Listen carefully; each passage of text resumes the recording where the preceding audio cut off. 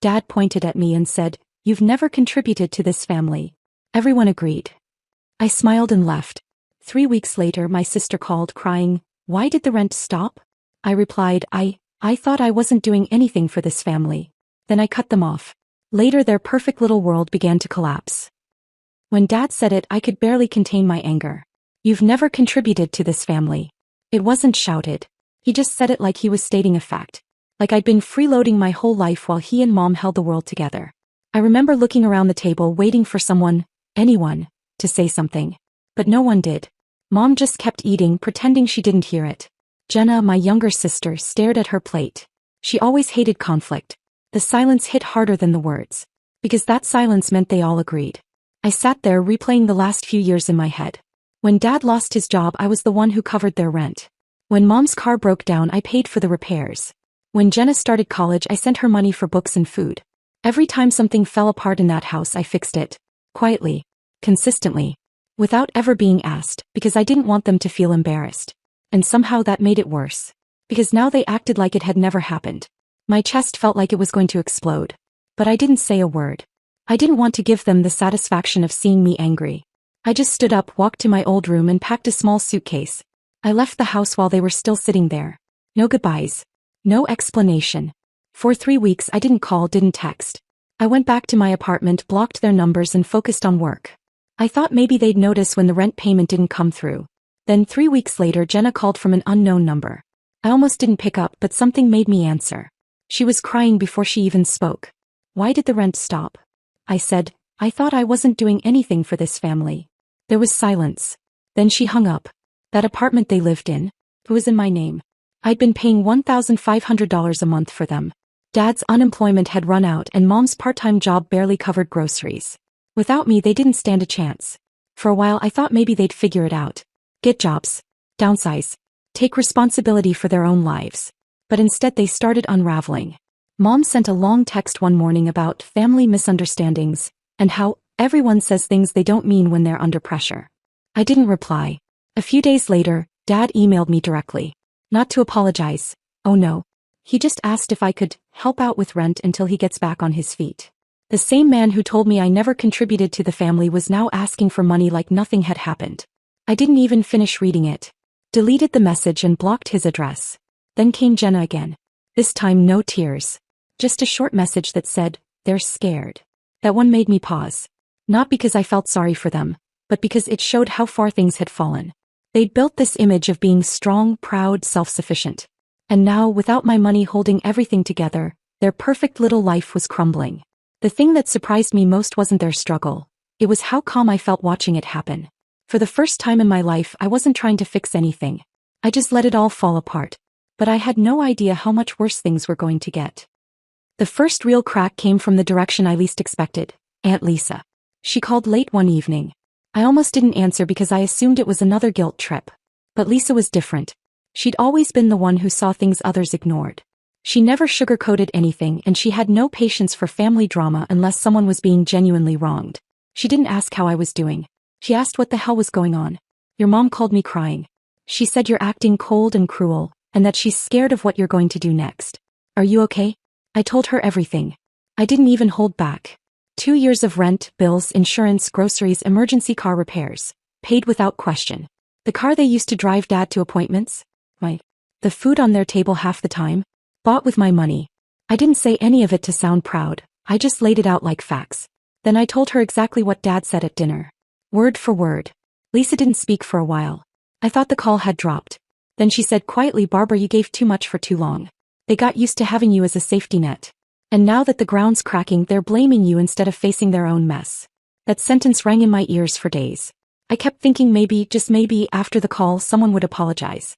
Or at least reach out with something real, not the usual passive-aggressive nonsense. I was wrong.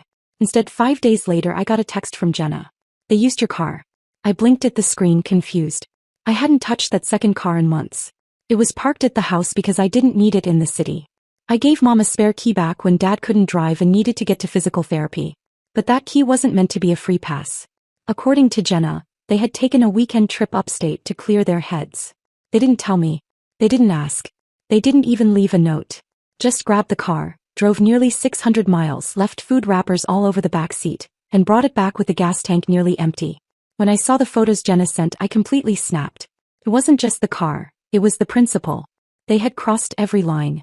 After everything, they still felt entitled to anything I owned. That was the moment I went from cold to done. I drove over that night without warning. Took the car. Took the spare key off the wall. Got back in and left. Nobody came out. No one said a word. 2 hours later, Jenna texted again. They're freaking out. Mom says you overreacted. Overreacted. They helped themselves to my property and still had the audacity to say I was the problem. That I was unreasonable. That was the moment I stopped caring what they thought. Entirely. That night, I opened every account I'd ever paid for. Rent, utilities, phone plans, insurance, streaming services, even their shared Spotify account, and I pulled the plug. Everything in my name went dark. My accounts. My cards. My patience. Next morning, Jenna messaged again. Internet's down. Dad can't apply for jobs. Mom's phone stopped working. I didn't answer. Then, as if summoned by their unraveling, Aunt Lisa messaged again. Whatever you just did, it's working. Your mom's losing it. She told me your dad might have to move in with her brother until they figure things out. Barbara, they're finally seeing what life without you looks like. For a second I felt something like relief. Like maybe this was the wake-up call they needed. I was wrong. Because instead of taking responsibility, they chose something else. They started playing the victims. After all the silence, the entitlement, the years I kept them afloat, they didn't apologize. They turned me into the villain. It started with Facebook. Of course it did. Mom posted one of her vague, manipulative paragraphs with a photo of a burning candle and a quote about family unity being tested in difficult times. Then she wrote some nonsense about how some people let pride destroy what others built with love. Not a single word about what actually happened. Just enough to make her sound noble and me look cold. The comments came in fast.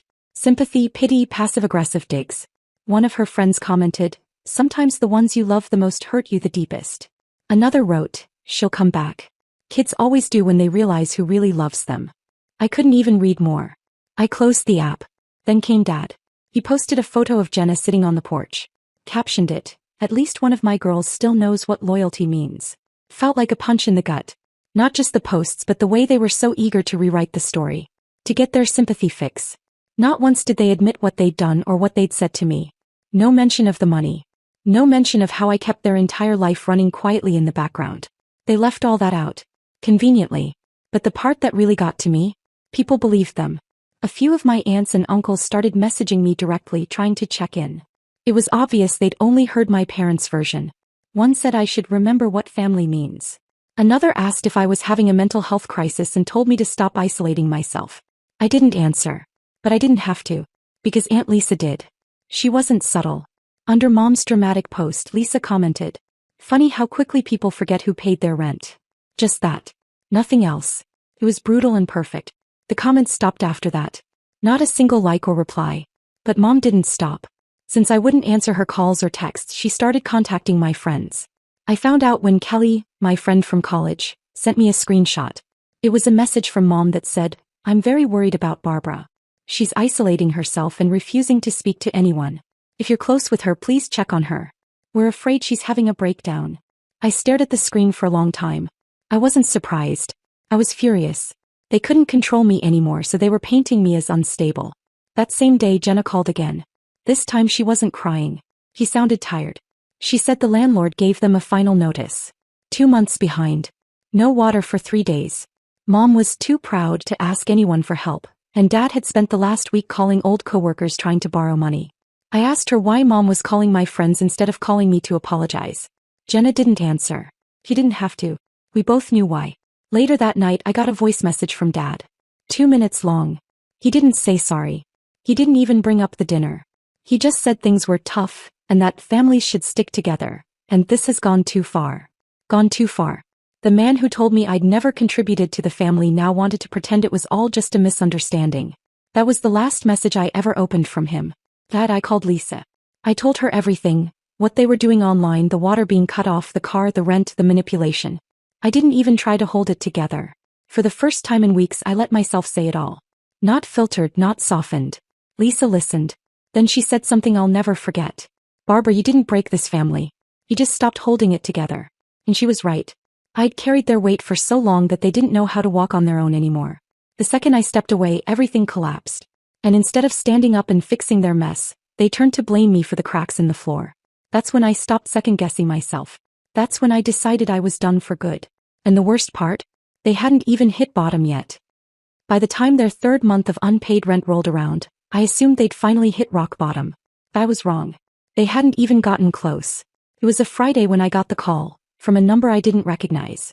I almost let it go to voicemail, but something told me to answer. It was Jenna. Her voice was quiet but sharp. You need to know what they did. I sat down. She sounded different, not sad, not tired. Angry. Apparently, 2 nights earlier, Dad had invited a distant cousin to stay over for a few days. Some guy I barely remembered from family reunions years ago. Marcus. No job, no place to live, and no reason to be there. Just showed up with a backpack and a trash bag of clothes. He was sleeping in my old room. Thought whatever. Not my problem. But then Jenna said something that made my stomach drop.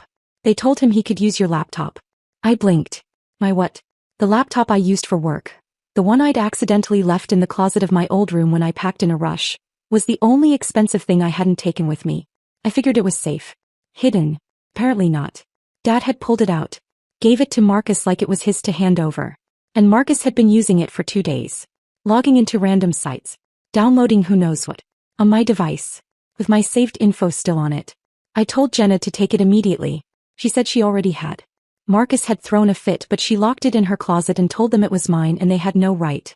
That was the moment I lost all remaining restraint. I drove over the next morning unannounced. Walked up to the front door, rang the bell and waited. Dad opened it. His face dropped when he saw me. I didn't say a word. I held out my hand. Give me the laptop. No. He tried to act confused. Said he didn't know what I was talking about. That Jenna was stirring up drama. But I didn't budge. That's when Mom came out from the kitchen. She had the nerve to smile. I knew that smile. It meant she thought everything could go back to normal now. Like I just needed to cool off for a while and now we could pretend nothing ever happened. You hungry? We just made pancakes. I didn't respond. I turned to Jenna, who came down with the laptop already in her hands.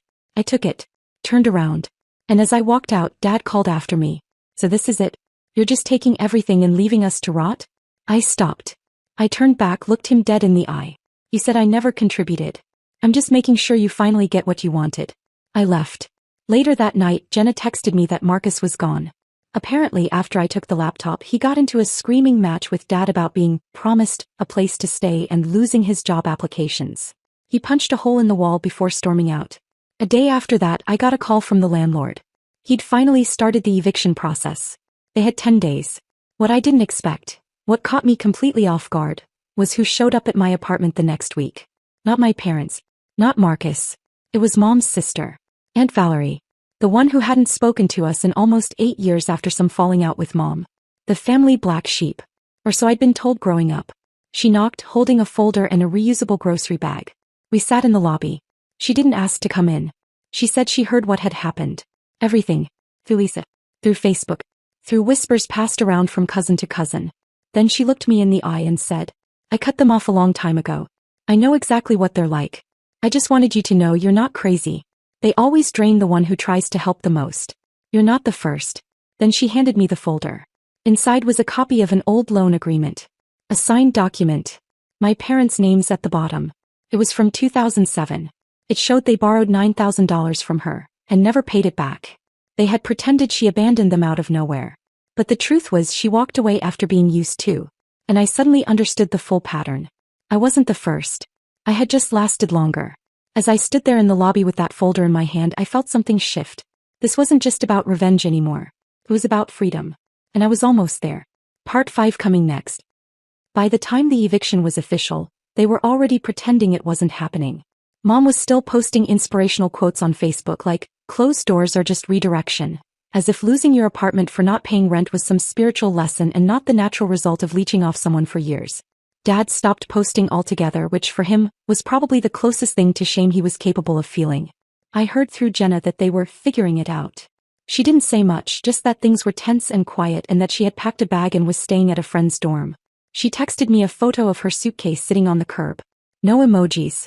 Just a plain message. This is where I'm at. I didn't say anything back. I just transferred the money to help her get a sublet near campus for a couple of months. She never asked, never even hinted. That's how I knew she was different. Jenna never used me. She just got caught in the wreckage. That should have been the end of it. But then Aunt Lisa called. She wanted to meet for lunch. Said some of the family would be there. She didn't mention names. Just said, it's time to talk about the elephant in the room. I should have known better. But I went. It was a small restaurant off the highway. Quiet. Mostly empty except for the table where I saw 8 people sitting. Lisa, 2 cousins I hadn't spoken to in years, Uncle Greg and 3 aunts, including one I hadn't seen since Grandma's funeral. Everyone smiled when I walked in, but it wasn't the kind of smile you give someone you're happy to see. It was the kind you give someone you're trying to calm before you say something awful. I sat down.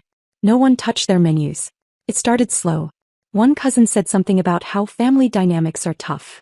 Another chimed in that everyone makes mistakes, even parents. Then someone brought up my dad, how he's under a lot of pressure, how this job thing has been hard on his pride. Lisa was quiet, arms crossed. She knew what was coming and she was letting them bury themselves before she stepped in. Then one of my aunts leaned forward and said it. Barbara, don't you think maybe it's time to help again? Just until they're back on their feet? I smiled. Not because I was amused, but because I expected exactly this. I pulled a folder out of my bag. The one Aunt Valerie gave me. I slid it across the table. They opened it. Read the loan agreement. $9,000 borrowed. No repayment. Mom and Dad's signatures at the bottom. Dated 2007. The room went quiet. Lisa finally spoke. This isn't the first time they drained someone and pretended they were the victims. Barbara isn't doing anything wrong. She's just refusing to be next in the line. There was a long pause. Then Uncle Greg asked the stupidest question I've ever heard. But aren't you worried what people will say? If your parents end up homeless? I just stared at him. Then I said they didn't worry when they were posting about me online. They didn't worry when they gave my laptop to a stranger.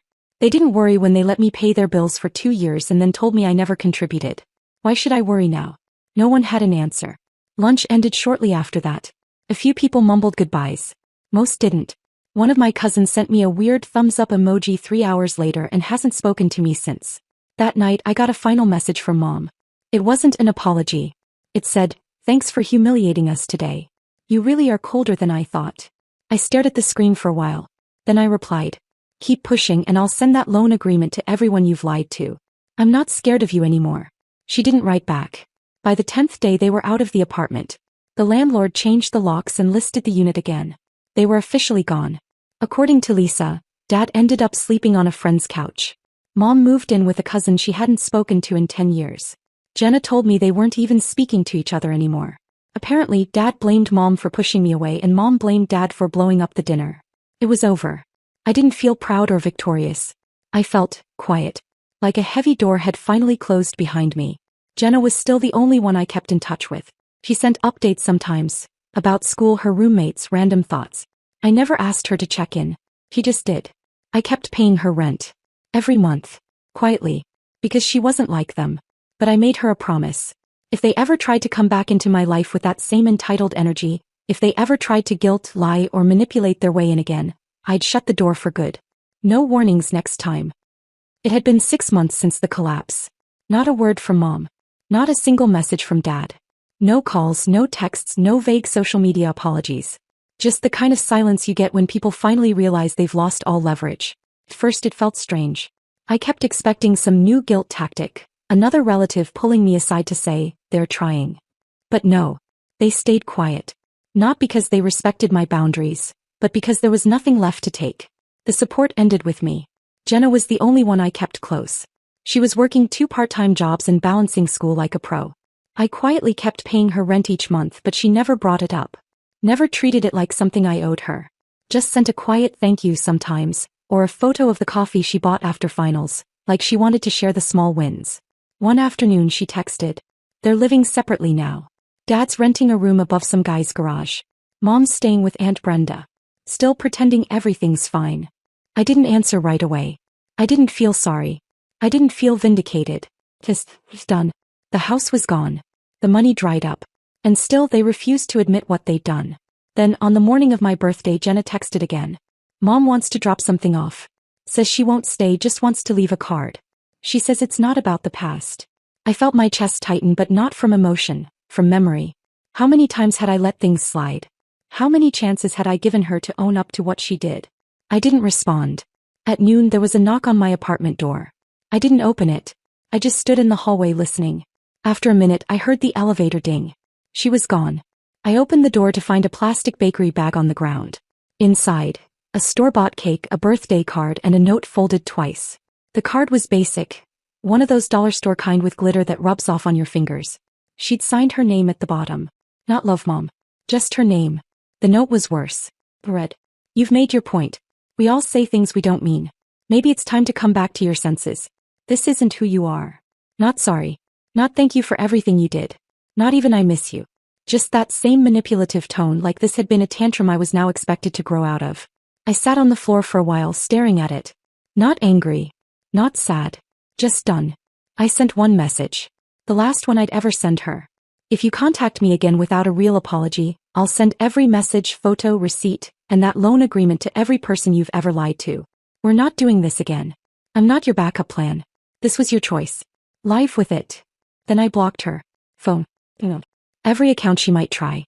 I even changed my address a month later when I moved for work. She doesn't know where I live now. She doesn't get to know. Dad never reached out. Not once. According to Lisa, he's still in denial. Told someone at a family barbecue that I moved away and got caught up in the big city life. Still can't say out loud that he drove me away with one sentence. But here's what matters. I didn't burn the bridge. They did. I just refused to build it back for them. Jen is still in my life. We talk all the time. She calls when she needs advice or just to tell me about something funny her roommate did. I keep helping with rent. Not out of obligation, but because she never made me feel like an ATM. We made a deal. If she ever starts sounding like them, if she ever plays that guilt game or expects more than she earns, it's over. So far, she hasn't even come close. As for the rest of the family, they keep their distance now. Most of them know what happened. Lisa made sure of that.